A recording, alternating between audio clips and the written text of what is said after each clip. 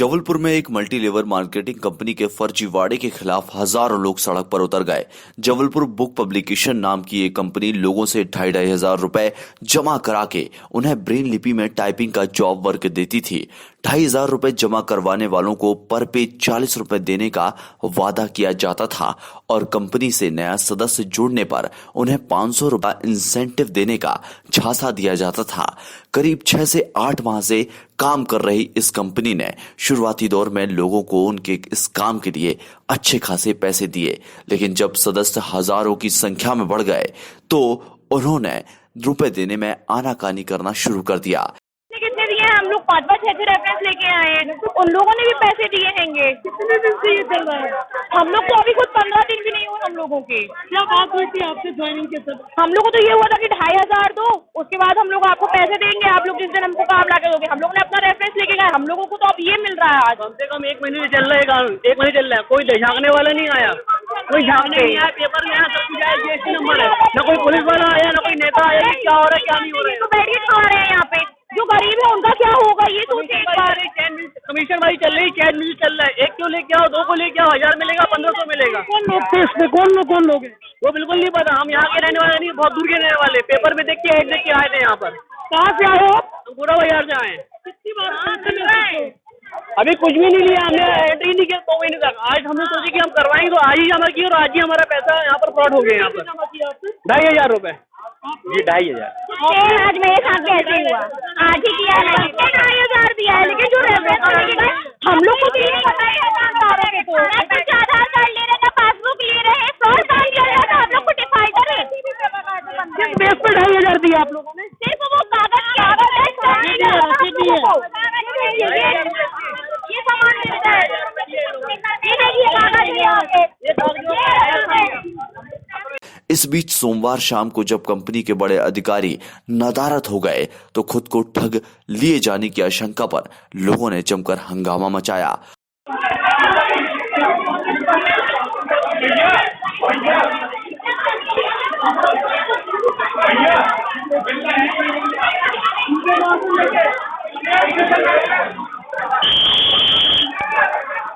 सोमवार रात हजारों की संख्या में निवेशक कंपनी के उखरी चौक स्थित दफ्तर में पहुंच गए और अपने पैसे वापस दिलाने की मांग करने लगे। हंगामा बढ़ने पर पुलिस का अमला मौके पर पहुंचा। लोगों की भारी भीड़ को संभालने में पुलिस के भी पसीने छूट गए। हालांकि पुलिस ने दफ्तर में मौजूद कंपनी के 2 कर्मचारियों को हिरासत में लेकर पूछताछ शुरू कर दी है और कंपनी के कार्यकर्ताओं की तलाश की जा रही है। पुलिस अधिकारियों के मुताबिक वो कलेक्ट्रेट कार्यालय से भी कंपनी का रजिस्ट्रेशन चेक करवाकर मामले में कानूनी कार्यवाही करेंगे।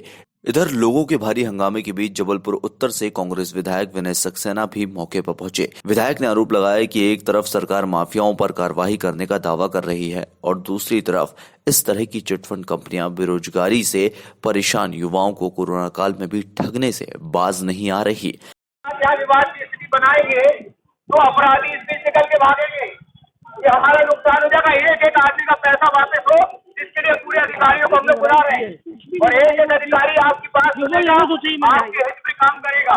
पुलिस के भी अधिकारियों से कहना चाहता हूँ, जो आपकी पुलिस प्रक्रिया है, एक भी आदमी जो अंदर बंद है, इस कंपनी में जुड़ा हुआ है, एक भी आदमी यहाँ से भागना नहीं चाहिए और ये जौनपुर शहर के बाहर पुलिस को काम करना चाहिए। आपको मिलेंगे लेकिन जनता से भी आग्रह करना चाहता हूँ, आपको आगे में कार्रवाई करानी तो पुलिस विभाग को वहाँ अंदर जाके काम कर। विधायक विनय सक्सेना ने भी राज्य सरकार से इस पूरे फर्जीवाड़े की जांच और दोषियों पर सख्त कार्रवाई की मांग की है। अभी तक क्या जानकारी आपको हाथ लगी?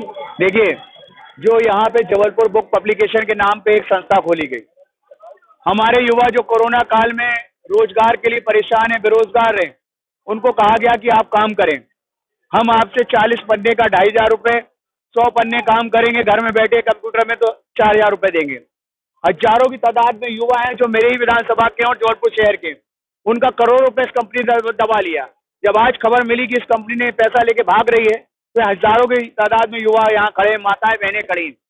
मध्य प्रदेश के मुख्यमंत्री जी की जिम्मेदारी जो अभी तक दावा करते रहे कि मध्य प्रदेश में कोई भी गुंडा बदमाश या अवैध धंधे करने वाले, फर्जी वाले करने वाले लोग पकड़े जाएंगे, और आप देख रहे हैं कि जबलपुर शहर का कोई बड़ा अधिकारी पिछले 4 घंटे से युवा सड़क पे हैं। एक भी बड़ा अधिकारी यहाँ नहीं आया। कैसी असंवेदनशील सरकार है, गैर जिम्मेदार सरकार है। मैं कहना चाहता हूँ कि एक एक युवा का एक एक रुपया सरकार को वापस करना पड़ेगा, इसकी जिम्मेदारी सरकार की है।